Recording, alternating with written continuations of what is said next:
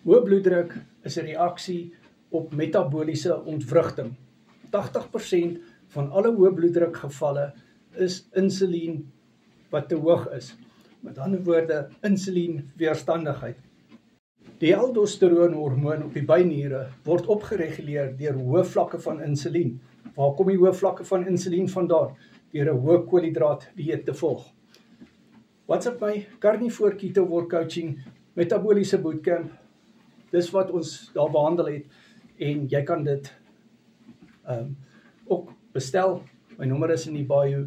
Doen 'n coaching sessie met my, doen Carnivore, sodat jy jou hoë bloeddruk kan omkeer. En baie van die coaching vriende het al hulle hoë bloeddruk medikasies kon los in samewerking met hulle dokter, wanneer die dokter sê dit is die regte tyd. Deur die Carnivore dieet reg te doen, want jy vat jou insulienweerstandigheid weg, so die insulienvlakke kom af. My nommer is in die bio, WhatsApp my.